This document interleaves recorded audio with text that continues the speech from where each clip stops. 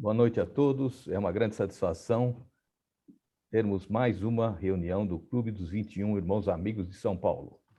E para iniciar a nossa reunião, nosso presidente, irmão amigo Malcolm Forrest.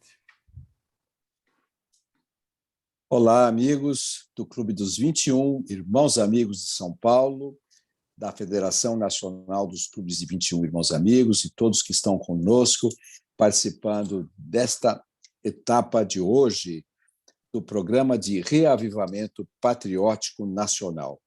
Como é de costume, já há quase, 70 anos do nosso clube, nós abrimos a sessão com a percussão do sino do burrinho, declarando aberta a sessão de hoje do nosso clube, que, nesta altura do campeonato, está online, com a participação de pessoas do Brasil, fora do Brasil, e também no YouTube. Não é? Nossa tradição também é sempre de saudar a bandeira, saudar o símbolo nacional, o símbolo do nosso país, o pavilhão brasileiro. Nós fazemos com o hino nacional, mas em virtude das limitações, nós vamos fazer com uma salva de palmas a bandeira do Brasil. Por favor, todos.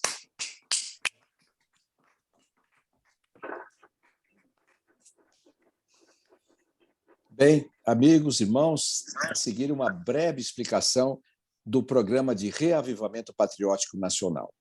Saudando também a todos os irmãos amigos que vão entrando na sala e os que vão assistir posteriormente. Este programa foi lançado em junho de 2020, trazendo pessoas que falam sobre o patriotismo e o reavivamento do sentimento patriótico para o país. Patriotismo é uma coisa que vem se perdendo ou vem sendo perdida para o país, para o Brasil e em muitos países do mundo a partir dos anos do século XX, digamos assim, né? Então, e como o nosso clube foi fundado com espírito de união nacional, de civismo, de boas práticas, de amor ao próximo, de troca de informações culturais de cada um dos estados brasileiros, por isso que chama-se 21, eram 21 estados naquela época, nós temos a representação do país como um todo. Então, nós estamos fazendo esse programa, que começou, como disse, em junho de 2020, com uma palestra do nosso irmão amigo, professor Ives Ganda da Silva Martins, e já trouxe uma série de luminares, pessoas expressivas na cultura, na história, na política, em muitos, como se diz em inglês, in different walks of life, nos diferentes caminhos da vida, que contribuíram falando dos aspectos, as dimensões mais diversas do patriotismo e como que as pessoas podem viver e projetar o seu sentimento interno do coração que vai na alma do brasileiro, do povo, pelo seu país, não é? E agora, então, para anunciar a nossa convidada de hoje, com muita satisfação, passo a palavra ao irmão amigo Adolfo Savelli. Por favor, Savelli. Boa noite a todos. Olá para a doutora Nise Yamaguchi. É para mim uma honra apresentar a nossa palestrante de hoje, a doutora Nise Hitomi Yamaguchi, oncologista e imunologista, diretora clínica do Instituto Avanços em Medicina desde 1991, diretora médica do Instituto Internacional Nise Yamaguchi São Paulo desde 2018, atua há 10 anos como assistente de pesquisa clínica e médica do Hospital Albert Einstein em São Paulo, em pesquisa translacional e imunológica tumoral desde 1984, na Faculdade de Medicina da Universidade de São Paulo. É pesquisadora sênior em Prevenção e Epidemiologia de Câncer no Instituto Internacional de Pesquisa e Prevenção, o IPRI, de Lyon, França, desde 2013, e vice-presidente da Sociedade Brasileira de Cancerologia e diretora científica de 2018 a 2021. Membro do Conselho de Assuntos Públicos da Associação Brasileira de Mulheres Médicas desde 2017 e do Comitê Estratégico TJCC, Todos Juntos contra o Câncer, composto por 130 organizações sem fins lucrativos desde 2016.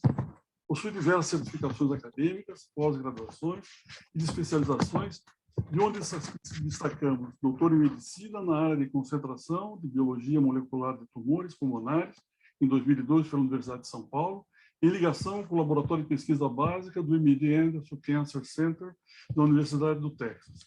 Certificada pelo Conselho Europeu de Oncologia Médica em 1998, com recertificação em 2016 pela Sociedade Europeia de Oncologia Médica, SNO. Certificação pelo American Board ECF-MGS, que se correlaciona com o nível de proficiência das faculdades de medicina dos Estados Unidos da América. Certificação pelo Departamento de Educação Continuada da Harvard Medical School em Princípios e Prática de Pesquisa Clínica em 2010. A doutora Nise vem hoje nos brindar com a palestra Ação Patriótica dos Profissionais de Saúde. Com a palavra, a doutora Nise Yamaguchi, por favor. Bom, boa noite. É um grande prazer estar com os senhores e senhoras, estar com o nosso Brasil, numa ação patriótica. É uma oportunidade da gente refletir sobre o que tem sido esses 40 anos de trajetória com a vontade de curar, né, que é o título do meu livro, que eu assinei ontem. Esse livro já foi lançado há algum tempo, mas nós estamos divulgando pelas ações que ele traz, e também estamos agora fazendo a tradução para o inglês e depois para o alemão, para publicações internacionais. A possibilidade que o médico tem de ter ações patrióticas transcende a questão individual. Naturalmente, pelas necessidades de um país continental e pelas necessidades da interlocução internacional, existem possibilidades infinitas de atuação de um profissional de saúde bem formado que tenha vontade de mudar algo ao seu redor e que possa ampliar essa visão de alguma maneira através de sociedades médicas e através de instituições. Eu sempre adotei essa agremiação de pessoas como um instrumento de ação. Então, além de ser delegada da Associação Paulista de Medicina e participar dessas sociedades médicas, eu participei de conselhos internacionais da Associação Americana de Oncologia Clínica, participo ainda de um conselho de controle de tabaco mundial da Sociedade Mundial de Câncer de Pulmão. E esse meu grupo de Lyon, infelizmente, o meu chefe teve um AVC, e nós estamos vendo de que forma que nós vamos dar continuidade, porque nós trabalhávamos com países de baixa e média renda, principalmente da África, da Oceania, da Ásia e da América Latina, e onde é absolutamente necessária essa interface, né, entre profissionais, muitas vezes sênior. Eu era uma das mais novinhas do grupo e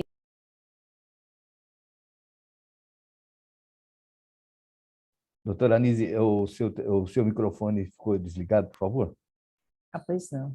Obrigado. Inclusive, às vezes, tecnicamente, o telefone desliga, ou às vezes eu, por exemplo, não consegui compartilhar o screen sharing. Alguém teria que me autorizar para eu poder compartilhar a minha tela de slides. Isso, por favor. Um minutinho só que eu já autorizo. Isso. Mas então, só continuando, né, esse meu grupo de Lyon, um dos médicos de 82 anos do Japão, ele resolveu dizer que câncer tinha cura e que era importante, sim, uma campanha, né, pela prevenção do câncer, e ele foi, então, a pé, de cidade em cidade, correndo e andando no inverno e no verão, entre todos os hospitais de câncer do Japão. Ele percorreu e cada cidade que iria chegando, vinham os voluntários para fazerem a campanha, e ele acabou, então, aos 84 anos, essa caminhada, e foi homenageado pelo nosso grupo. Eu tive o privilégio de, antes da pandemia, receber um prêmio por Lifelong Achievement desse grupo também, e que muito me honrou, né? pelas minhas atividades em medicina personalizada e de precisão, a questão da humanização da medicina, psiconeuroendócrina e imunologia. Cada ano eu escolhia o tema que eu faria. Uma foi do controle de tabaco mundial também. Nós passamos as convenções mundiais aqui no Brasil, mas também ajudei a Argentina, Uruguai. Quando o presidente do Uruguai passou as leis de controle de tabaco lá, a indústria do tabaco entrou matando em cima, e nós demos fala a ele no congresso na Argentina. A imprensa da Argentina deu voz para ele, né? Então, foi uma coisa... Ainda não consigo compartilhar minha tela, mas não tem problema, eu vou continuando aqui. Uma outra coisa que a gente vê que é muito importante, além dessas atuações nas sociedades médicas, pelos direitos dos pacientes com câncer, pela qualidade do ensino, pela qualidade da informação, pela governança, pela transparência, é isso que eu faço nessa rede de governança Brasil. Nós temos a oportunidade de trabalharmos com esses quase 400 voluntários de todas as áreas, mas eu trabalho na rede de governança da saúde, onde nós discutimos os temas mais relevantes, e eu também trabalho na rede de governança mulher, na social e na infraestrutura. A infraestrutura veio um grupo do Tarcísio, outro grupo que trabalha em portos, regulamentação de ANAC, ANA, ANAEL, etc. E eu pedi para me ajudarem na infraestrutura da saúde, porque nós não estávamos conseguindo andar na objetividade. Então, ao ter essa interface com várias outras áreas, a gente consegue trazer uma eficiência maior ao sistema. Esse é outro aprendizado, né? Nós temos 230 milhões de pessoas, cada um com as suas habilidades, com as suas qualidades incríveis, e se nós dermos espaço para que os jovens possam desenvolver a sua criatividade, o seu empreendedorismo, nós vamos ter realmente coisas impressionantes. Então, agora eu estou trabalhando com empreendedorismo em jovens, com startups, tentando trazer informação, agora um projeto que é pequeno ainda, mas que nós pretendemos aumentar, é uma formação de um instituto de inovação e tecnologia no Vale do São Francisco, junto com o reitor atual da Universidade do Vale de São Francisco, e eu levei para lá o Sérgio Rizola, que foi da Ciatec, da USP, durante 25 anos, que criou toda a inovação da Universidade de São Paulo, e nós estamos muito contentes porque esse embrião já nasce forte. Ele está agora junto com o SEBRAE, junto com o Banco de Desenvolvimento do Nordeste, eventualmente com fundos humanitários internacionais, para que a gente consiga trazer questões para o agrobusiness, para a questão de inteligência das coisas, internet das coisas, cidades inteligentes, com a melhoria da mosca da fruta, com a qualidade de formação de jovens no sertão semiárido, e eu fiz um convênio entre a Univasf, né, que é essa Universidade do Vale de São Francisco, com a Faculdade de Medicina da USP. Então, olha só, eu fui caminhar na universidade e mostrando a faculdade, acabei na sala do diretor há uma semana atrás.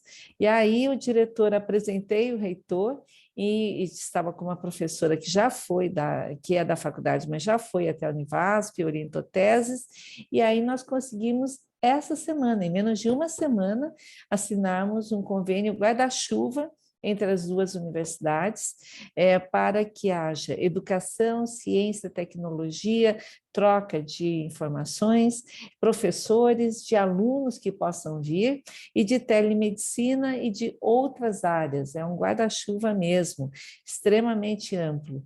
Então, eu fico assim, fascinada com a qualidade dos encontros, né? E já apresentei o presidente da Fundação Faculdade de Medicina, meu amigo há muitos anos, apresentei ao reitor, ao magnífico reitor da universidade, e eu tenho a certeza que aquilo que vai se ampliar a partir disso é muito grande. Uma outra questão importante com relação à ação dos nossos... Bom, agora eu vou ter que localizar. Esse aqui era o que eu escrevi, desculpe, eu vou ter que localizar aqui antes de compartilhar a aula que eu já separei. Uma das coisas mais importantes que me aconteceu foi ter morado na Alemanha e na Suíça em 1983. Meu pai tinha falecido, eu consegui uma bolsa de estudos e fui para a Alemanha estudar e trabalhar. Então, lá, quando eu pude trabalhar em alemão, nos hospitais em Stuttgart, e criar uma coisa que era a possibilidade de ser uma cuidadora, né? Eu cuidei dos pacientes em alemão e descobri o poder da linguagem não verbal. Exatamente aquilo que faz com que as pessoas se encontrem o amor, é a qualidade de você ter a chance de expressar o que você deseja através do olhar, através do gesto, mas a pessoa sente quando você realmente se importa com ela. E isso é algo que eu descobri muito cedo na minha vida. Esses cursos, por exemplo, que eu fiz no MD Anderson, e que me deu a possibilidade de fazer o doutorado com as minhas amostras que eu levava aqui do Einstein, na bolsa, né? Na época a gente fazia isso, você levava as amostras de tumores para serem estudados lá em Houston, foi porque eram os diretores, o coordenador geral da instituição na área de oncologia, era amigo pessoal meu, recebia os meus alunos, eu podia ficar na casa do diretor de pesquisa translacional. No MD Anderson, então, eu tive a oportunidade de fazer toda a parte de pesquisa de oncologia molecular, e antes eu tinha ficado indo e vindo, na época da AIDS, nos anos 80, para Nova York.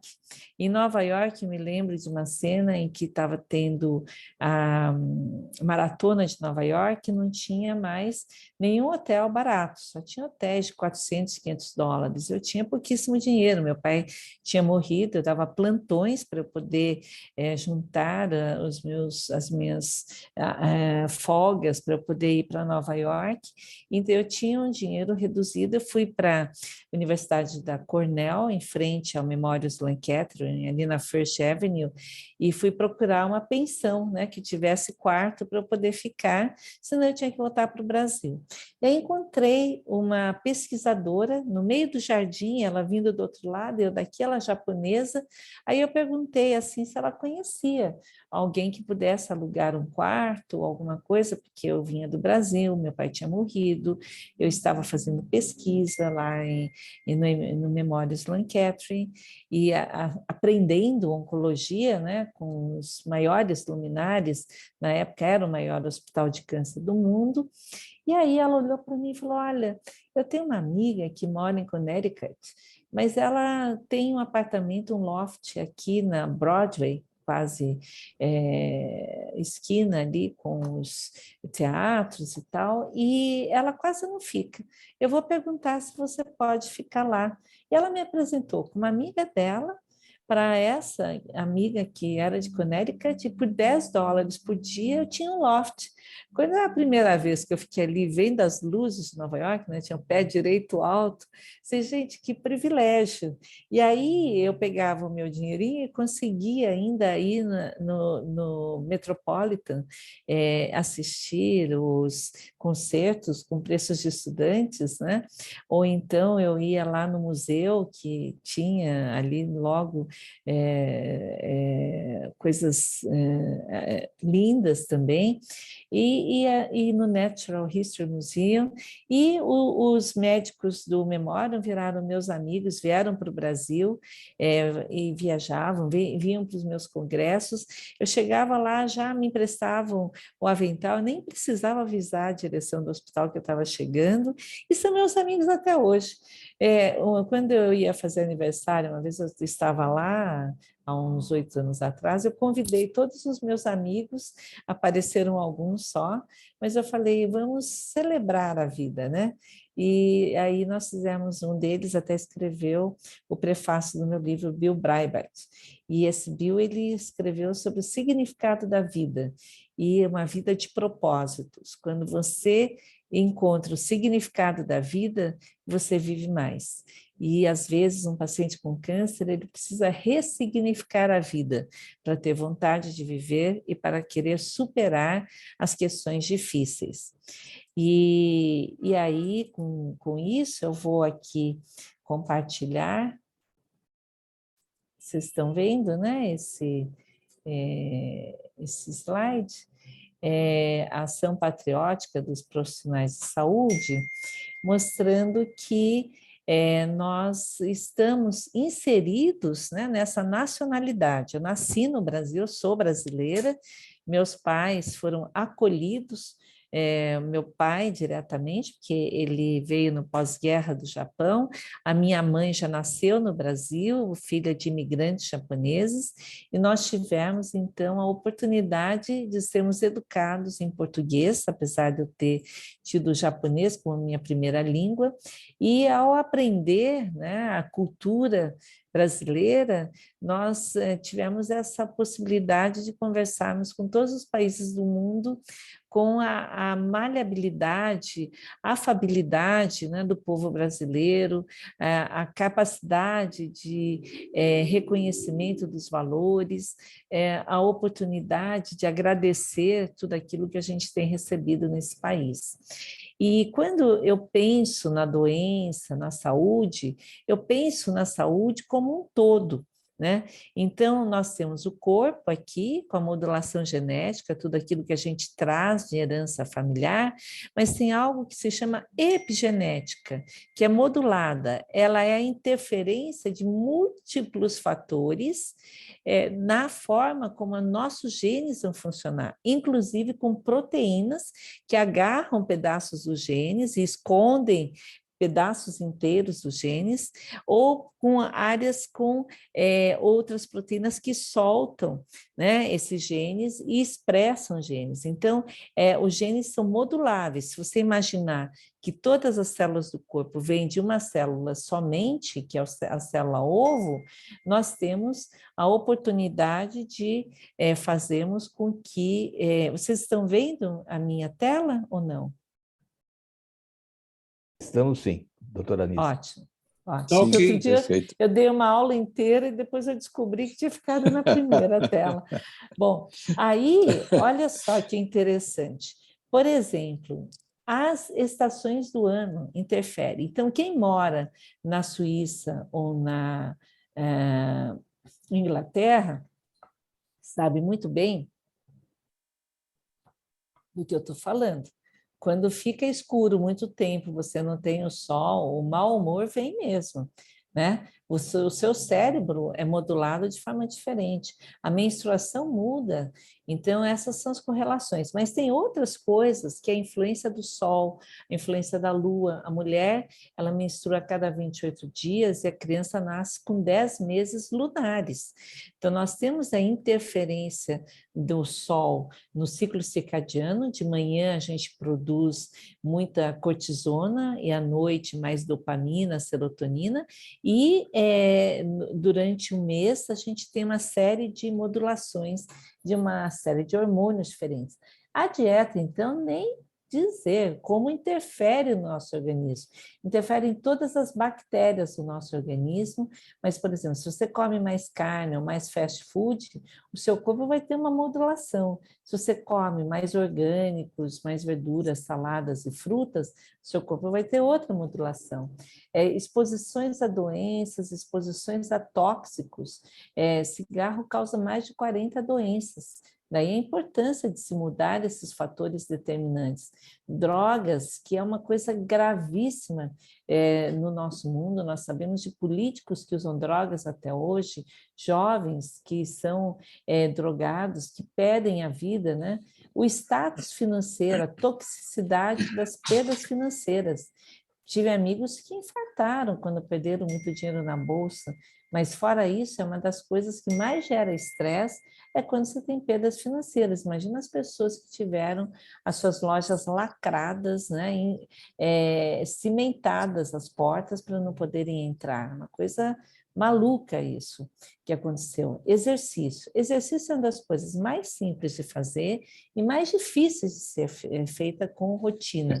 Parece que tem assim uma coisa que prende você na cadeira, né, para assistir televisão e não sai de jeito nenhum. Eu domingo, para eu conseguir nadar os meus 800 metros, que eu estou de bravata, né, falando aos quatro ventos, porque foi dificílimo sair. Eram tentações, ligações e coisas para fazer. E aí eu fui tocar piano, aí eu parei para ver isso. Falei, não, eu vou nadar, nem que eu atrase a chegada na casa da minha filha. E aí nadei os 800 metros, e a qualidade do nosso cérebro melhora, porque a oxigenação, o exercício, ele receta uma série de mecanismos moleculares no nosso corpo. Então, assim, nós fomos feitos, eu brinco, nós somos os resultados dos que hibernavam e guardavam gordura, porque na época de frio, seca e falta de comida, sobreviviam os que eram mais gordinhos e que gastavam menos energia, né? Então, a gente fez parte dessa seleção natural. Então, para você vencer essa verve de ficar parado e quieto e comendo, né? Tem o mindless eating, que é você comer sem pensar, principalmente quando tem outros estímulos distraindo, é que nem fumar em frente ao computador ou quando entra na direção de um carro, ele vem para o automático. Então, tudo aquilo que você não tem controle pessoal, racional, consciente, preste atenção. Pode ser algo que o seu corpo está fazendo para manter aquele status quo, né? Então, exercício é algo que realmente precisa de muita força de vontade para você fazer. Microbiota, que eu falei, que são as bactérias, vírus e fungos do intestino, é uma coisa impressionante. Já nasce vindo com a microbiota da mãe, depois do leite, depois as bactérias que você vai acumulando no corpo, mas forma um outro sistema imunológico consciente. Medicações terapêuticas que interferem nessa modulação do corpo, medicinas alternativas ou integrativas que restauram o bem-estar. Agora, olha aqui, interações sociais é parte, você se sentir amado, se sentir bem-quisto é parte dessa epigenética. O estado psicológico, emocional, de estresse, também interfere totalmente na nossa saúde. Então, você veja, disso aqui, a gente vê que a hora que você interfere na saúde, você não está falando somente da comida que vem no seu prato, você está falando de toda a rede alimentar, de toda a segurança alimentar do planeta, que hoje é um problema, por isso que o Brasil passou a ser alvo de todos querem ser nossos amiguinhos, né? Até o Putin quer ser nosso amigo, porque muito da segurança alimentar deles, da China, vai vir das nossas fazendas. E assim como o conhecimento que eles podem ter de tecnologia, de ciência, de desenvolvimento, também pode ser parte daquilo que a gente tem para desenvolver no nosso país. Então, a hora que você está falando de dieta, você como médico, você tem que se preocupar com tudo. Eu, por exemplo, me preocupo agora com mais agrotóxicos que estão sendo autorizados, porque eu sei que os agrotóxicos têm muitos danos à saúde. Existem outros que têm menos danos, então você tem que saber avaliar qual é o melhor agrotóxico, e agora eles querem transformar para defensivo agrícola, para outros nomes que não são tóxicos, né? Mas que tentam diminuir o impacto, né, dos nomes. Mas o fato é que nessa cadeia alimentar, tudo que entra para dentro do corpo, a intoxicação das águas contaminadas de mercúrio é muito importante, ou das águas contaminadas de hormônios, porque o hormônio vai para a urina e vai para os oceanos e vai para os rios. Então, é muita coisa que tem a ver com saneamento básico.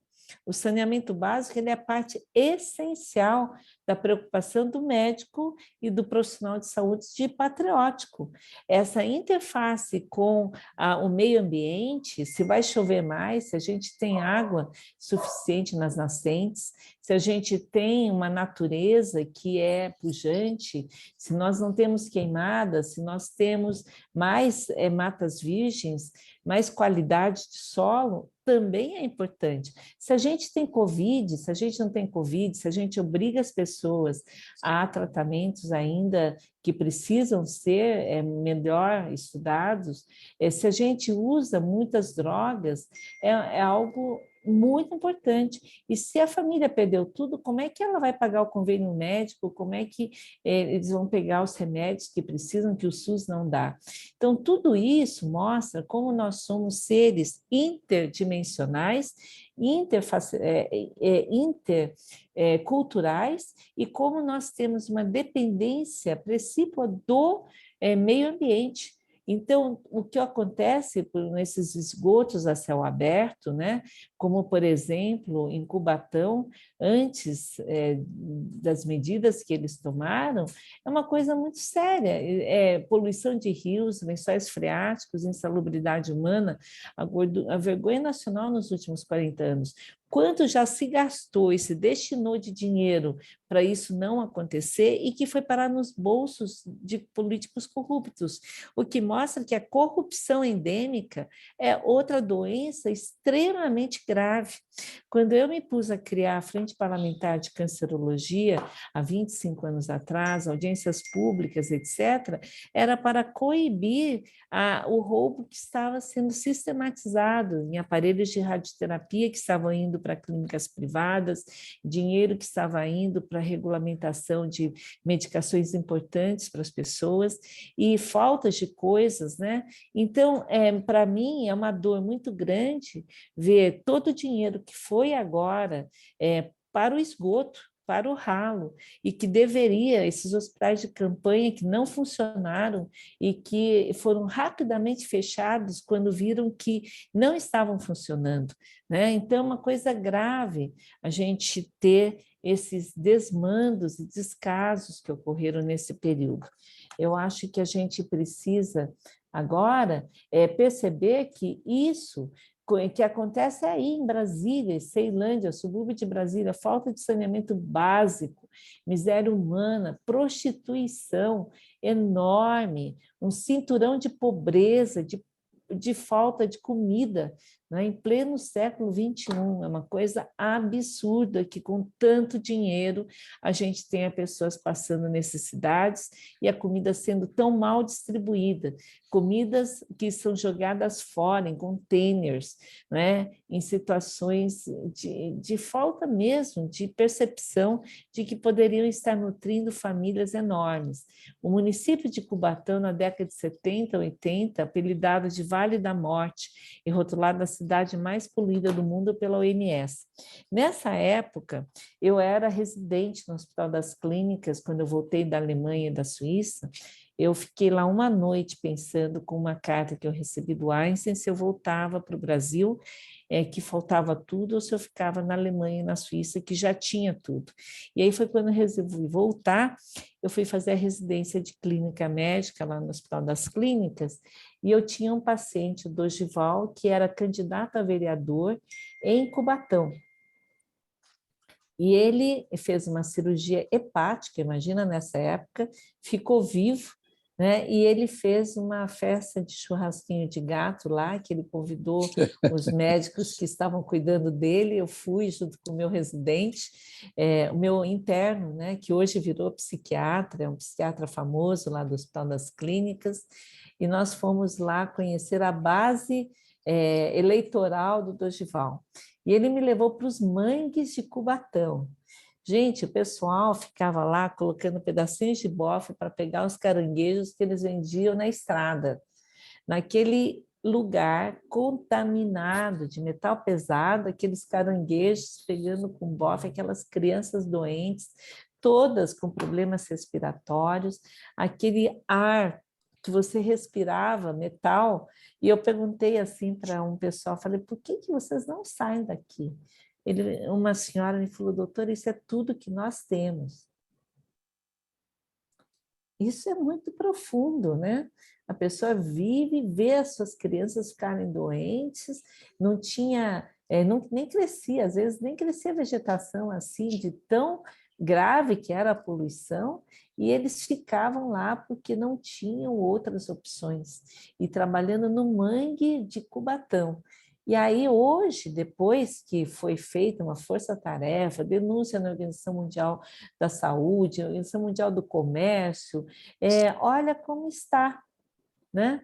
Olha como está, com saneamento ambiental, retorno de vida selvagem, todas as fábricas com filtros.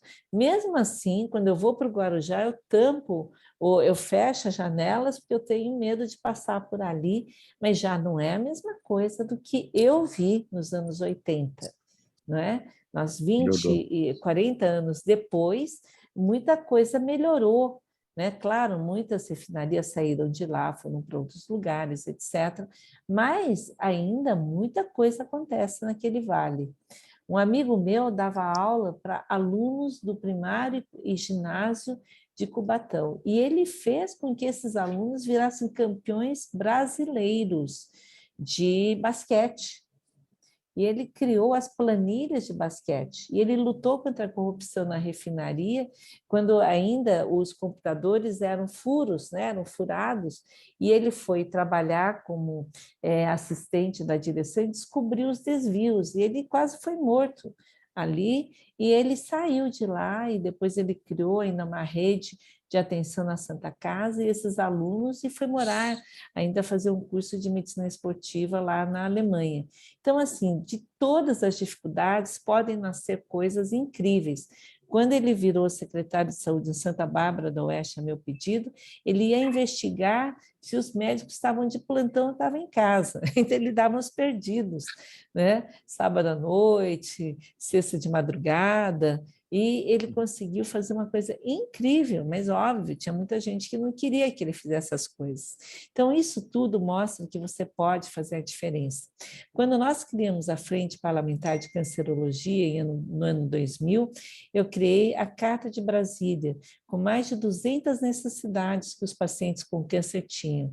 Levamos 600 pessoas para Brasília, entregamos as denúncias de corrupção no Ministério da Saúde, no Instituto Nacional do Câncer, para os procuradores da República, e muita coisa mudou. Hoje, cerca de 40% a 50% de todas as prerrogativas foram atendidas. E no Todos Juntos contra o Câncer, há 10 anos atrás, eu fui trabalhar para dar continuidade a isso, e nós temos assento no Conselho Nacional de Saúde, procuramos estar nos conselhos municipais de saúde, e essa Frente Parlamentar de Cancerologia refez muitos dos tratamentos de todos os pacientes, das crianças, dos pacientes oncológicos, hematológicos, etc. Então, esse é o poder da união de forças entre as pessoas, mas eu me lembro que quando eu criei essa frente parlamentar com 250 parlamentares, que eram deputados e senadores que tinham tido câncer ou que tinham alguém na família que tinha tido câncer. Eles pegaram, o INCA na época, pegou a presidente da frente e falou, olha, as contas do seu marido no governo de um determinado estado não fecharam. A gente vai ficar de olho se você atrapalhar a gente. Você acredita? Que coisa horrível. né? E aí nós tivemos que lidar com eles, melhorar o INCA, melhorar. Hoje eu sou do conselho do INCA também, Instituto Nacional do Câncer. Juntos nós fizemos toda a frente parlamentar de controle do tabagismo.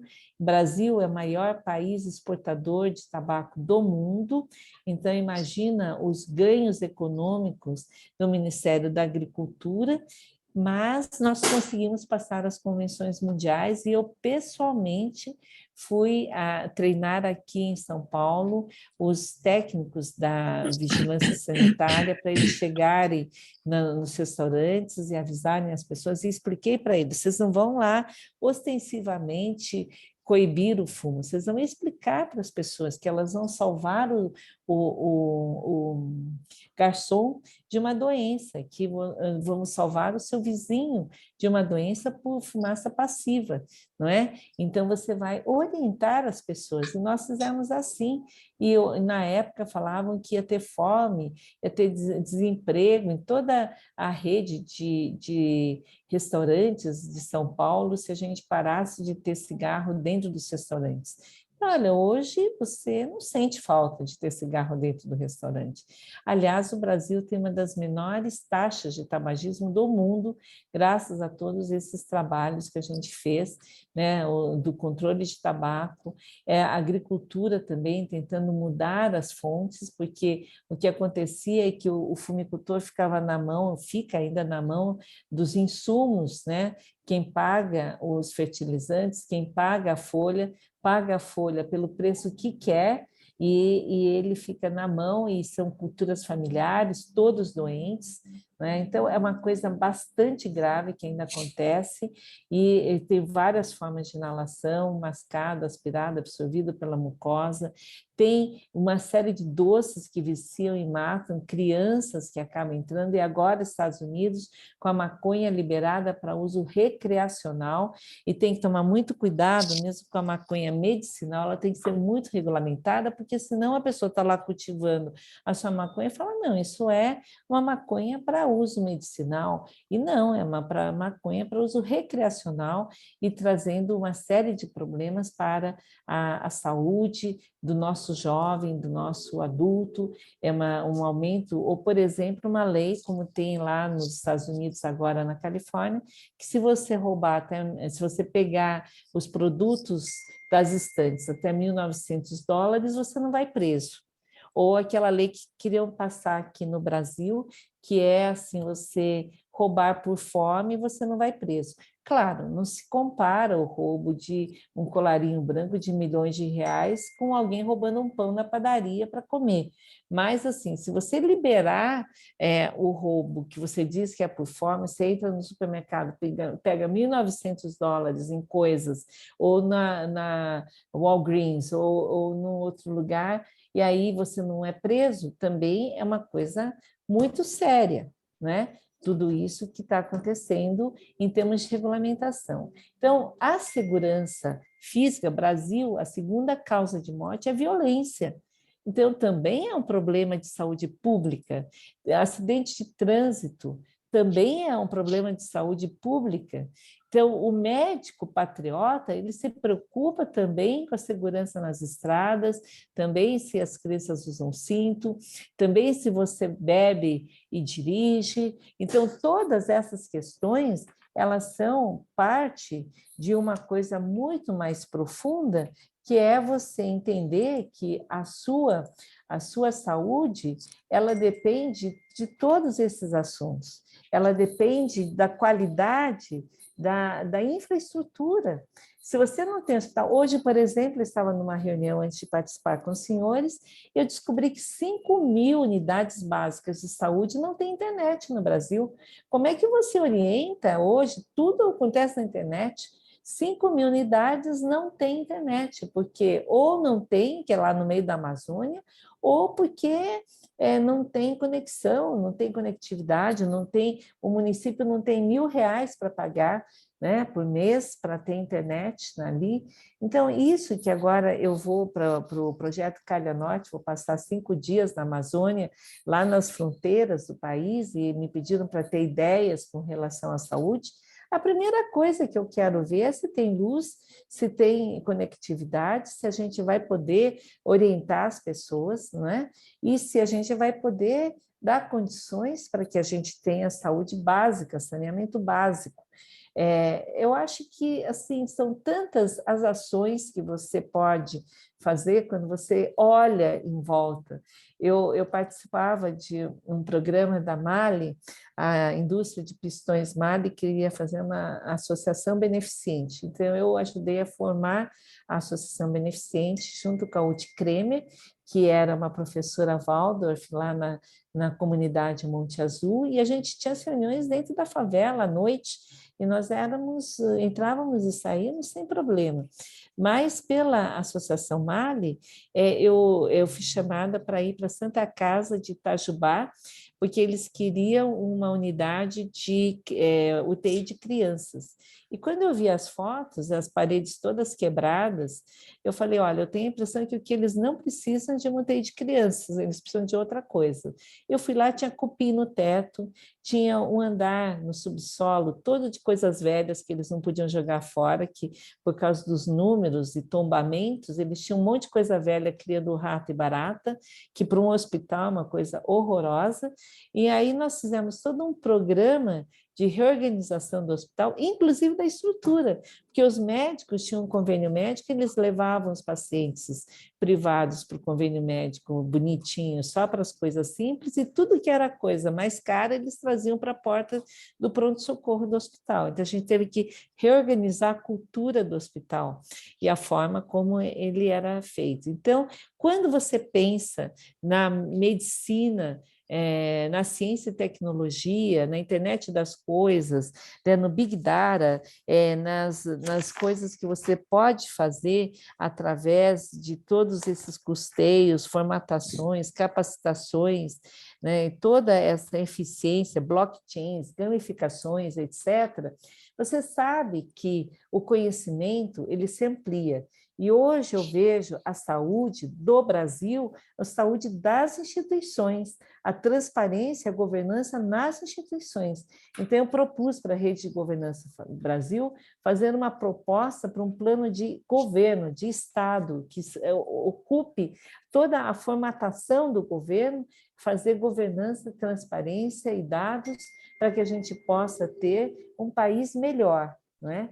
Então, eu queria agradecer, dizer que ser patriota, no meu entender, é você realmente se preocupar, o I do care, né?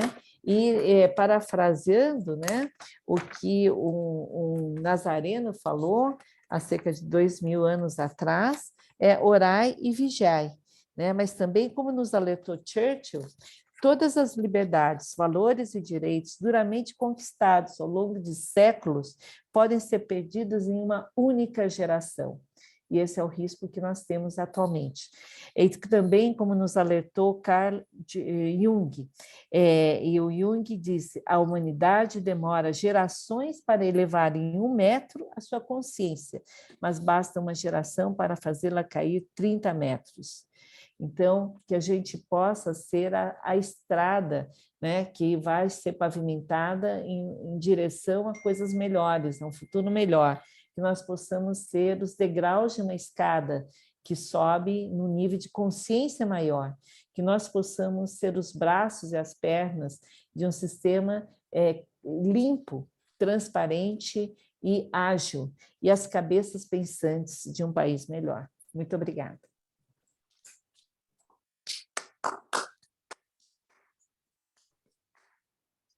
Parabéns, parabéns, doutora Anise. Muito bom, muito amplo. Eu não tinha, confesso que não tinha tido a oportunidade de ouvi-la falar nesse espectro todo que assambarca o patriotismo. Muitas ações em vários momentos, mas sempre voltado a um ideal, a um propósito, como também falou, a respeito de termos um propósito na vida, isso é importante para os pacientes, para as pessoas, até que tem câncer, ter uma missão. E eu pude ver agora a abrangência e a virtude que a senhora carrega com as suas bandeiras, com o seu trabalho, orai e vigiai, né? E eu diria, até como São Bento disse, não é? Ora et labora.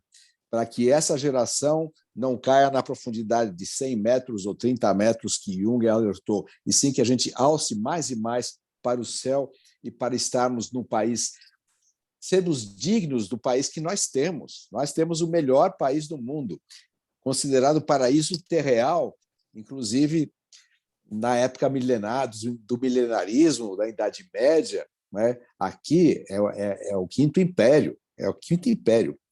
Os navegadores fenícios que aqui chegaram com os hebreus viram essa vegetação vigorosa, orgânica, não é?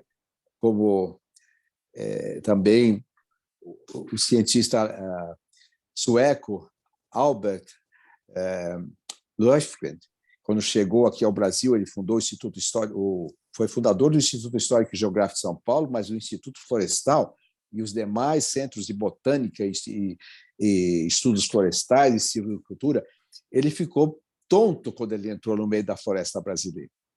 Pela organicidade, pela riqueza, a variedade, a vida se intercalando, né? E enquanto que no norte da Europa as florestas de pinhos são aquelas coisas cartesianas, aninhadas, escuras, tristes, pouca vida comparada com a brasileira. Então, aqui nós temos o centro da vida do mundo. E o patriotismo, como a senhora muito bem falou, na medicina, é cuidar dos pacientes, da saúde, melhorar aqui, socorrer acolá, né? Minha esposa, que está conosco hoje, trabalhou durante 20 anos em UTI pediátrica, também fazendo muito, desde o pronto-socorro do HC, né? Depois no Hospital Santa Catarina, e eu pude acompanhar um pouco dessa trajetória. Mas parabéns, eu tenho algumas considerações, mas gostaria de também passar a palavra aos nossos irmãos amigos e convidados. Nós temos médicos conosco também, não é? Então, Márcio, eu passo a palavra a você para moderar algumas perguntas que possivelmente a gente tem aí. Eu, então, convido aos nossos participantes do grupo hoje, se tem alguma pergunta a fazer, por favor, é só se manifestar que a gente passa a palavra. Kátia, Boa noite, por favor. Márcio. Tudo bem? Graças a Deus, bem, Kátia. Que bom. Boa noite, doutora Nise Yamaguchi. Admiro muito a senhora como mulher, como profissional de medicina, e principalmente por sua especialidade. E eu gostaria só de fazer algumas observações, né? O Malco errou com relação ao tempo. Eu trabalhei 5 anos no Instituto da Criança, primeiro no pronto-socorro, depois na UTI pediátrica e também no setor de oncologia. E 20 anos depois eu ajudei a estruturar o serviço de pediatria e UTI pediátrica do Hospital Santa Catarina, onde eu fiquei durante 20 anos. E no Hospital das Clínicas, a gente percebe muito essa humanização, né? E nós levamos isso para o Hospital Santa Catarina, porque a carência do povo brasileiro é muito grande. E realmente o trabalho que a senhora faz é vocacional, é um trabalho, é uma verdadeira missão. Eu gostaria de relatar que nesse evento da pandemia, uma coisa que até o doutor Anthony Wong reforçou muito era a preocupação com as pessoas que iriam deixar de fazer seus exames e que em 2021 teria um boom de casos de câncer. Eu mesma não deixei de fazer meus exames ginecológicos. Em outubro de 2020 estava tudo perfeito. Em fevereiro de 2021, eu tive um sangramento e fui diagnosticada com carcinoma de útero com metástases pulmonares. E fiz 6 sessões de quimioterapia, né? Meu cabelo está voltando a crescer. Na 6ª sessão, graças a Deus, e assim, o atendimento médico de um oncologista maravilhoso que me acompanha, e, enfim, orações, eu já estava curada. Fiz esterectomia total no mês de setembro de 2021, E hoje eu estou aqui podendo ouvi-la, né? E fico feliz por esse ser humano que a senhora é. Sou grata a Deus por pessoas como a senhora, e verdadeiramente nós precisamos de profissionais de saúde patriotas. A minha vida de enfermeira, trabalhei só com crianças, e toda vez que eu ia fazer qualquer procedimento que só a enfermeira, ou muitas vezes faltava técnico de enfermagem, eu assumia a unidade, assumia serviço técnico, e qualquer procedimento, nós não tivemos filhos, eu e o Malcolm. Eu pensava assim, poderia ser meu filho, poderia ser meu sobrinho. A empatia, né, com o ser humano, independente de cor, de raça, de nacionalidade, independente de qualquer coisa. E o que nós vimos nessa pandemia foi uma coisa terrível, esse fechamento. Eu acompanhei a senhora no dia que foi entrevistada por aquele grupo de senadores criminosos naquela CPI. Nós todos ficamos indignados com aquilo, e nós sabemos que existem interesses maiores. Assim como a senhora disse que existe a cura do câncer, de fato existe, né? Mas as Big Farms, enfim.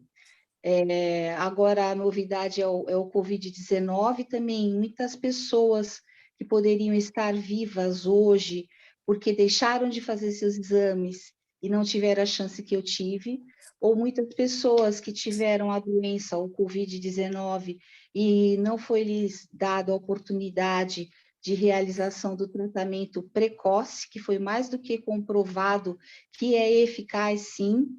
E tudo, infelizmente, envolve interesse econômico, político, e a gente tem um câncer, né, no mundo, não só no Brasil. Muitas vezes a gente fala só do Brasil, mas a gente tem um câncer no mundo que se chama corrupção.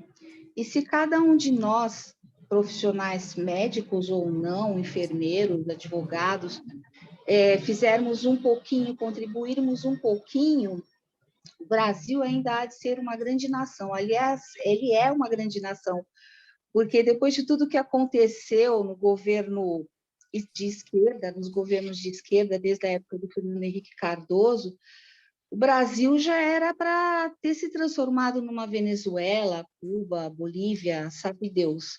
E outra preocupação, doutora Anise, que eu tenho nesse momento atual, com a formação e educação, principalmente dos estudantes de medicina. Eu gostaria de ouvir da senhora o que a senhora acha desses estudantes que estiveram que ficar durante praticamente 2 anos, né, estudando à distância.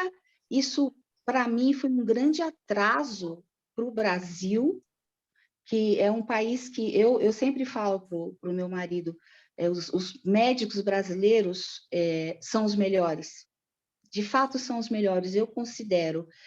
E o que a senhora acha de tudo isso que aconteceu, desse movimento, dessa pandemia, desse vírus que eu acredito que foi criado, sim, e com relação à formação médica, o que a senhora tem a nos dizer, por favor? Kátia, você fala as verdades com a transparência de quem foi lá e voltou, né? Você tem todo o crédito da humanidade para trazer o que você traz do fundo do seu coração. E eu fico muito feliz de saber que você está muito bem e que provavelmente a ciência vai ajudar a elucidar algumas das marcações moleculares, porque esse tipo de câncer pode ter instabilidade nos satélites, que funciona a imunoterapia muito bem, a hormonoterapia funciona muito bem, além das químios, então tem uma série de dados técnicos e científicos de genômica aplicada que podem ser muito úteis. O conhecimento dos jovens está insuficiente, não só porque ficaram 2 anos em casa, mas porque não foram para frente de batalha, até para pouparmos os jovens estudantes, eles não foram para frente de batalha, que perderam a chance de aprender muita coisa e ajudar muita gente.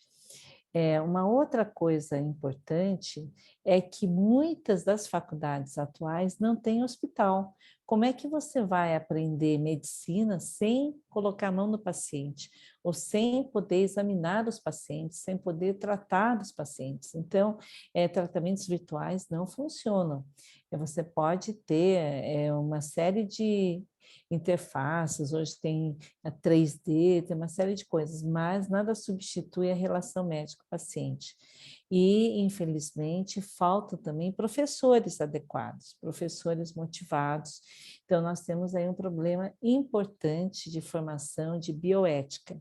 Se nós virmos como a medicina se corrompeu com o que a gente chama de conflito de interesse, que é assim, médicos que são pagos pela indústria, dando as opiniões para obrigar as vacinas feitas por essas próprias indústrias, ou desmerecendo tratamentos baratos, que poderiam ter dado a qualidade de vida, impedido internações, para privilegiar somente tratamentos de extrema complexidade ou vacinas ainda.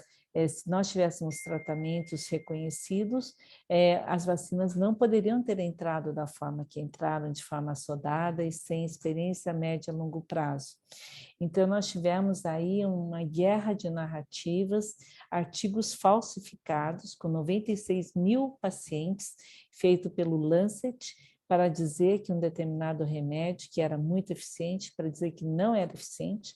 Um outro artigo falsificado no New England Journal of Medicine, para dizer que outros remédios para hipertensão eram bastante eficientes e seguros, e a gente não sabe até hoje, porque eles usam o mesmo receptor do vírus. Essas mutações que fizeram que o vírus de hoje não seja o mesmo de 2 anos atrás, então você ficar reexpondo as pessoas sistematicamente a spike proteínas de 2 anos atrás não protege desse novo vírus, você só leva a mais malefícios. A Organização Mundial de Saúde diz que não se sabe o efeito de 3, 4 doses, então, de uma vacina antiga. Então, nós temos aqui uma guerra de narrativas, de destruição de personalidades. Eu me senti assim privilegiada porque, apesar de tudo que tentaram, não me destruíram, porque Deus me forneceu uma formação extremamente sólida. O meu currículo não é meu, ele é do universo, porque eu fui colocada nos lugares certos. Eu fui visitar o Hospital do Câncer do Japão, em menos de 2 dias eu já estava sentada com o diretor-geral me convidando para ir fazer pesquisa lá. Os meus amigos, eles coordenam os institutos mundiais até hoje. Nós fizemos parte desse grupo que se encontrava em Lyon, de diretores de hospitais de câncer mundialmente conhecidos, Austrália, o American Cancer Society, Johns Hopkins, Harvard, MD Anderson, Memorial Sloan Kettering, todos os grandes institutos europeus e do Japão, enfim. Então, o meu currículo, eu fui trazida para esse embate muito bem preparada, né? Porque senão, por falar várias línguas, eu tive facilidade de ter informação in loco, com os advogados alemães. Eu falo bem alemão, escrevo, espanhol, o francês eu arranho, mas o inglês eu falo bem, o japonês um pouco. Quer dizer, na realidade, tudo isso me trouxe a possibilidade de entender o que ia no povo. Até o holandês, eu estava lá na Holanda outro dia, como é uma mistura de inglês arcaico com alemão arcaico, sueco também, que é essa mesma mistura, o belga, né, o Flemish, o Flamingo. Então, é toda uma situação que você vai se interfacetando com o mundo.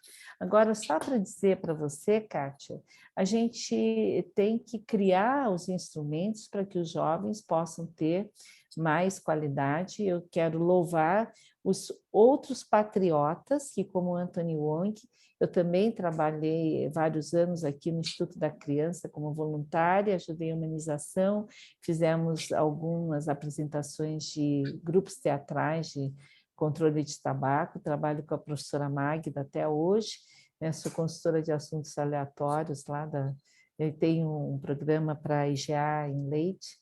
Então, eu acho que o Instituto da Criança é um luminar, o Hospital das Clínicas é outro, mas eles estão sem dinheiro no momento para contratar pessoas, estão sem funcionários, está faltando tudo, né?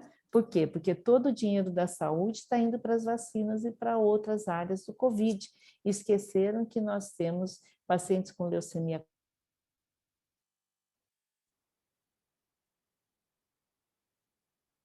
sem os remédios, cirurgias não estão sendo feitas, prevenção do câncer não está sendo feita.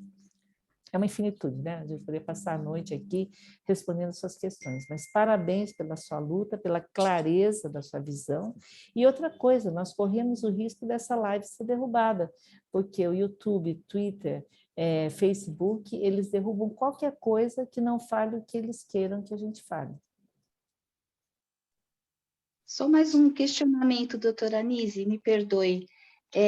Eu tomei as 2 vacinas, as 2 doses, né, AstraZeneca, e eu estou me propondo a não tomar a 3ª dose, que eu fiquei pensando, você ficar estimulando o sistema imunológico em curto espaço de tempo, eu penso que isso seja prejudicial para qualquer organismo, porque... estimulando para uma direção, por exemplo, o câncer precisa de anticorpos e células para o câncer. Se você distrair do sistema imunológico só com spike proteínas, e assim, a AstraZeneca foi feita para ter uma vacina. O estudo foi feito com uma dose, não com 2. A 2ª dose, inclusive em pessoas que já tiveram Covid, pode trazer problemas graves. A AstraZeneca teve problemas em vários países, ela acabou sendo proibida. Então, assim, a síndrome de Guillain-Barré, né, que é a paralisia das pernas, a paralisia de Bell, estão agora na bula. São raras, mas a gente tem casos. Então, são coisas que precisam ser revistas. E nenhum país do mundo, em estudos científicos, fez juntar 2, 3, 4 tipos diferentes de vacinas, que até é uma maneira, você mistura todos os baralhos lá, quem é o culpado? Você não sabe. Né? Você não tem, já não tem nem o número de série para algumas dessas vacinas, eles conseguiram não ter o número de série para não ser culpabilizado. Tem uma promessa de que ninguém vai culpar. Aliás, uma outra coisa importante agora, quem é o responsável por obrigar crianças a se vacinarem para irem para a escola? É o diretor da escola? Ele não tem o poder delegado da polícia. A polícia não pode delegar poderes nem de procurador, nem de mandar para o conselho tutelar para o diretor de escola. Então, o diretor de escola que fizer isso, ele está incidindo criminalmente uma série de artigos da Constituição de se corresponsabilizar por ações de polícia para algo que não está no Programa Nacional de Imunização e que não pode ser obrigatório pelo Ministério da Saúde. Então, é uma briga entre o Supremo, entre Rede, PSOL e PT, entrando com ações sistematicamente para fazer com que você tenha essas obrigatoriedades e para que você mande ou tire a guarda da criança dos pais, né? E que você possa fazer a vacinação à revelia, sem autorização nenhuma. Então, isso tudo é muito grave o que está acontecendo em termos das liberdades individuais. Eu sou contra a vacinação obrigatória. Eu sou a favor das vacinas boas, seguras e feitas com critérios e com tempo de acompanhamento para ver efeitos colaterais de médio e longo prazo. Né? O que está acontecendo de você obrigar grávidas a se vacinarem é uma coisa absurda. Você não tem estudos suficientes em grávidas para dizer que é seguro.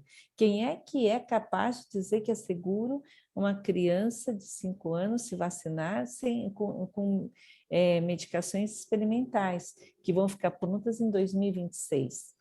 E agora eles viram que crianças abaixo de 4 anos não foi eficiente, quer dizer, abaixo de 4 anos não foi, acima de 5 também não diminui contagiosidade. E crianças saudáveis precisam ser vacinadas? É uma outra discussão. E é vacina isso ou é uma terapêutica genética? Então, são discussões homéricas, não é, que estão ocorrendo, mas de verdade é um cerceamento da liberdade que está em jogo na nossa nação. Muito obrigada. Obrigada, doutora. Queria saber se tem mais alguém para fazer alguma pergunta para a doutora Anise, ou a própria doutora Anise também, se está com o tempo contado, para ver se tem algumas preocupações aí para fazer, doutora Anise. Se ela fique à vontade para nos falar. Eu quero agradecer a todos os profissionais de saúde que morreram na frente de batalha, que ficaram infectados, que não superaram pela carga de vírus, né? Os que acreditaram que não tinha tratamento e que acabaram sendo depois entubados e morreram porque tinha uma carga viral alta. Então, assim, eu quero homenagear a todos os profissionais de saúde que estiveram trabalhando e que estão trabalhando. Quero homenagear a todos os cientistas verdadeiros que o fazem por um amor à ciência e por determinação, né? Eu não colocaria 40 anos de profissão a serviço do meu país se eu não tivesse certeza do que eu estou falando. Eu pesquisei, eu estudei, eu conversei com cientistas do mundo inteiro, eu continuo fazendo essas avaliações, eu sou imunologista de formação, eu fiz residência e mestrado em imunologia e doutorado em biologia molecular. Então, na realidade, assim, não é de uma forma superficial que eu me coloquei como voluntária da CPI. Eu fui lá me voluntariar porque a mídia não me deixava falar e criava narrativas contrárias. Eu falei, eu vou lá para explicar para o Brasil que os tratamentos existem. E no começo, como eu estava convencendo o Brasil, o presidente da CPI veio desesperado, dizendo, não acreditem nela, ela com essa fala mansa, ela está convencendo as pessoas. Gente, eu só estava falando da forma, ele ainda falou, você fala assim, a senhora fala assim com os seus pacientes? Eu falei, sim, excelência, eu converso com os meus pacientes, eles têm câncer, eu converso com as famílias, e é da mesma maneira, e eu me mantive naquela posição serena, sabiamente, daquilo que eu deveria falar, do que eu não poderia falar, eles tentando usar pedaços de minhas falas na mídia para me incriminarem, dizendo que se eu admitisse minha culpa, porque eu fui indiciada como se fosse assassinato culposo seguido de morte, né? ou tentativa de homicídio culposo seguida de morte, por eu ter orientado o Brasil. Quer dizer, é uma coisa absurda, né? Isso foi distribuído para as procuradorias, óbvio que eu entrei com ação contra o presidente, contra um colega, se é que posso chamar de colega, que foi inclusive denegrido, né, pelos próprios colegas, porque não tinha especialidade, etc. Então, assim, eu acabei sendo expoliada no meu direito de resposta, agredida como idosa, descobri que eu era idosa, nem sabia que eu era idosa, eu tinha mais de 60 anos, e então entraram 400 advogados em minha defesa, como mulher, não é? Me interrupting, alguma coisa que eu nunca achei que existisse, porque eu sempre consegui falar as coisas que eu pensava, exceto ali, e onde foram deturpadas várias falas, né? Eu falei a verdade, falei, inclusive, a diferença entre vírus e bactéria, né, de organismos celulares e organismos nucleicos. A pessoa não sabia que organismos nucleicos eram RNA, DNA. Ele veio falar, não, você está errado, você não sabe. Quando eu falei a resposta certa também, dos anticorpos neutralizantes, não ouviu e depois falou também que eu não sabia, que eram anticorpos neutralizantes. São umas coisas absurdas que aconteceram, que você pensa assim, gente, o que é isso, né? Decora um pedacinho da medicina e acha que já sabe tudo. Mas uma coisa é verdade, o Brasil acordou para aquele fato. Ficou tão evidente o contraste que assim estava todo mundo meio obnubilado, e aí pessoas disseram, olha, eu posso não concordar com o que ela diz, mas a forma como foi é absolutamente intolerável, 7 horas de interrogatório na frente das câmeras, né, sendo submetida àquele tipo de posicionamento. E eu fiz isso por amor aos meus pacientes, por amor às famílias dos pacientes que foram entregues aos meus cuidados, que tinham que saber que a médica que cuidou deles, às vezes por anos a fio, era alguém que sabia o que estava fazendo e para contribuir para que mais pessoas fossem salvas. Nós treinamos 35 mil médicos, todas as noites, eu, Antônio Wong, Paulo Ozon, Maria Emília agora, outros médicos, Médicos pela Vida, fizemos... eu era consultora esporádica e não chefe de um gabinete paralelo. Eu conversei com todos os ministros, né, em momentos importantes do gabinete estratégico da Presidência da República, onde eu fui convidada para dar a minha opinião. Então, na realidade, o que existe é uma distorção do voluntariado, da vontade que você tem de contribuir, colocando falas na mídia sequenciais para tentar destruir a sua reputação. Então, eu só posso agradecer a todos os brasileiros de bem que se colocaram na minha defesa, assim como quando eu falei que no Einstein tinha que poder prescrever as medicações e fui agredida por pessoas que se diziam do Conselho de Ética da instituição, que nunca foi vista a ata desse tal do Conselho de Governança, e que tentaram dizer que eu era nazista, ou que eu era contra os judeus, porque eu falei que o medo estaria conduzindo as pessoas como nos campos de concentração, coisa que o Viktor Frankl escreveu literalmente no livro dele, Em Busca de um Sentido da Vida, que faz parte de um dos capítulos que eu escrevi, que o Bill Breitbart, lá do Memória, deu cursos que eu assisti sobre o sentido da vida, baseado nos livros do Viktor Frankl.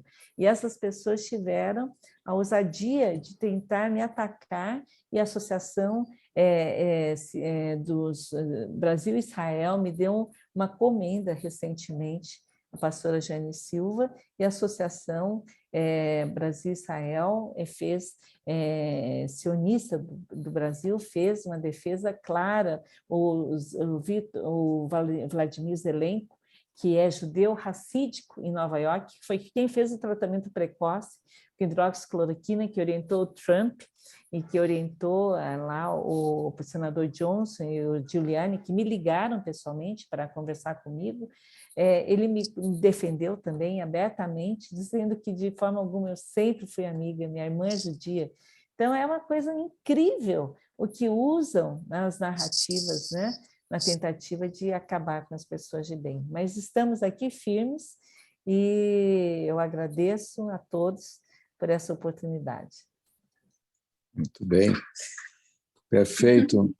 Não sei se temos mais alguma pergunta, eu tenho várias, mas eu vou ser sintético devido ao adiantado da hora, nessa magnífica apresentação humana, científica e patriótica da querida doutora Nise Yamaguchi. Eu gostei muito de tudo que foi dito por ela.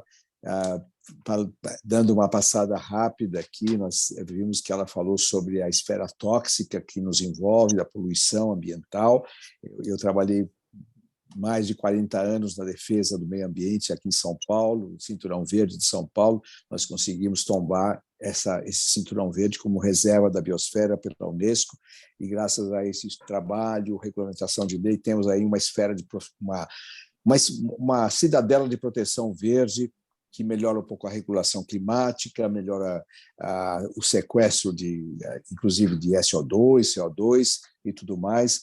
Mas a questão dos rios poluídos, doutora Nise, não é só Cubatão, não. Eu tenho andado de Uber aqui, eu vou ao longo da Avenida do Estado, o rio Tamanduateí está muito pior do que estava nas últimas décadas. O Pinheiros também nem se fala, e eu até falei para o Uber hoje, olha, por favor, saia fora daqui, não vai pela Avenida do Estado, porque o cheiro é tóxico, ele não é só infeccioso, mas ele tem carga de metais, de gases de todo tipo.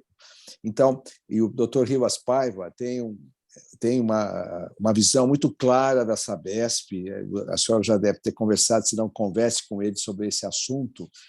Enfim, não temos tempo para entrar em tudo isso.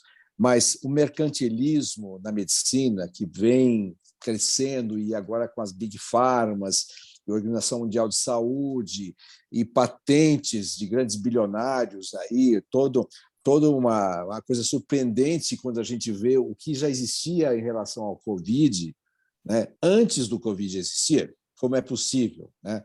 O próprio Dr. Anthony Wong mencionou algumas coisas.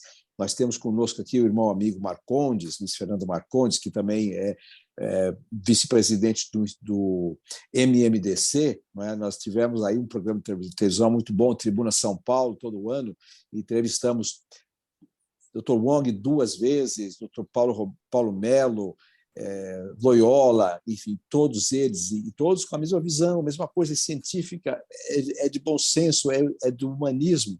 Né? Então, e o Dr. Anthony Wong, que nasceu em Nanquim, e a mãe dele era de Wuhan. Né? Então, a gente viu claramente como ele se postou, e a minha esposa Kátia trabalhou com ele também, ele foi médico pediatra de primas minhas, né? Toda essa questão muito importante, e eu até penso que seria interessante o Brasil é tão bom, tão grande, e nós temos que ser a liderança mundial, não sei em que momento, mas inclusive nessa área de medicina e de alerta ao mundo. Então, eu sonho um pouco com um evento internacional, a gente precisa saber em que base, né? Porque não pode ser nem os que estão aí, né, YouTube, Facebook, por razões óbvias, mas fazer um evento mundial e alertar mais e mais pessoas do mundo, os profissionais que vão ver a verdade, vão se alinhar nesse propósito. Né? E, em fechamento, dizer que a doutora Nise foi recebeu uma homenagem, nossa, ainda não foi lhe entregue, mas é o Prêmio Paul Donovan Kiger de honra ao mérito por realizações de vida, que já existe há mais de 15 anos, e nós fizemos uma homenagem no ano de 2020 a esses profissionais de saúde, como a doutora Nise, que representa a classe dos grandes médicos, dos grandes cientistas, que tem Deus no coração, e daqueles profissionais de saúde que pereceram nessa guerra. Nós estamos vivendo uma nova era templária. Nós, a senhora, somos templários desse século XXI. E falta ainda um momento propício para fazer a entrega do diploma. Tivemos a grande ajuda do MMDC também, que facilitou a homenagem, mas ela não foi plenamente realizada. Então, com isso, eu envio os grandes agradecimentos e passo-lhe a palavra, porque vejo que quer falar alguma coisa. Por favor. Eu só queria dizer, né, que a questão do YouTube e da segurança da expressão, eu acho que tem que ser revista. Nós estamos num país democrático, a gente não pode aceitar passivamente que instrumentos que são de uso público, eles façam censuras de coisas que são eticamente corretas, né? E que façam censura de opiniões contraditórias. Eu acho que nós não podemos aceitar, nós temos que nos levantar contra esse tipo de censura. Por quê? Porque na eleição vai ser muito importante. Olha o que aconteceu com o Trump quando derrubaram o Twitter dele na véspera das eleições. Olha como silenciaram tudo aquilo que aconteceu nos Estados Unidos naquele período. Se nós não fizermos hoje um movimento pela liberdade de expressão, com audiências públicas em todas as assembleias legislativas estaduais, chamando os diretores desses institutos, se não nos levantarmos contra essa agressão à expressão e à livre exposição de ideias num país democrático, nós estaremos cavando a nossa própria cova durante essa próxima eleição. E não teremos voz e seremos silenciados. Então, isso é muito importante. Eu acho que num ambiente como esse, de pessoas templárias e de bem, o primeiro passo que a gente deve fazer é o que nós vamos atuar em termos de liberdade de expressão, liberdade de ir e vir, liberdade de ser quem somos e de escolher o que pretendemos escolher, baseados em opiniões absolutamente coerentes. Excelente. Muito obrigado. Então, eu passo a palavra ao Dr. Savelli para as últimas considerações e os avisos, né, Dr. Savelli, das próximas reuniões que nós teremos com o Programa de Reavivamento Patriótico Nacional. Alguma coisa em vista, Dr. Savelli?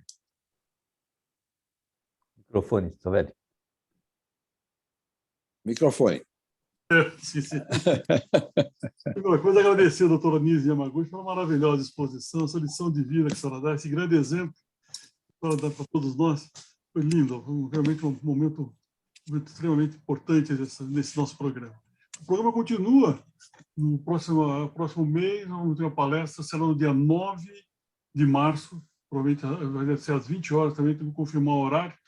O palestrante não está confirmado totalmente, mas provavelmente vai ser o nosso prefeito da Distrital da Sé, administrador regional da Sé, Coronel Salles, mas ele ficou de confirmar até quinta-feira.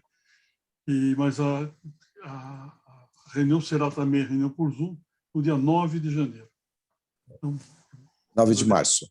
9 de março. 8 de março. 8 de março. 8 de março. É o adiantado da hora. Não, 9 de março. 8. Perdão, 8 de março, desculpa. É o adiantado da hora. Muito bem. Muito obrigado mais uma vez, doutora Nise. Muito obrigado. Márcio, alguma consideração? Não, só parabenizando mais uma vez a doutora Nise pela excelente apresentação, e é um orgulho para nós, brasileiros, termos uma pessoa de tão alto gabarito assim. Muito obrigado, doutora Nise. E, Malcolm, estamos aí já no encerramento da nossa reunião. Muito obrigado, viu? Muito obrigado. Palmas para a doutora Nise.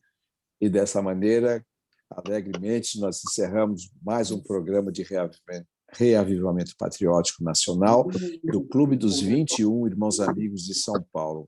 A todos, desejo bênçãos e que possamos, com alegria, continuar a nossa jornada aqui pelo Brasil. Encerrada a nossa reunião. Obrigada. Boa noite, obrigada. Boa noite a todos.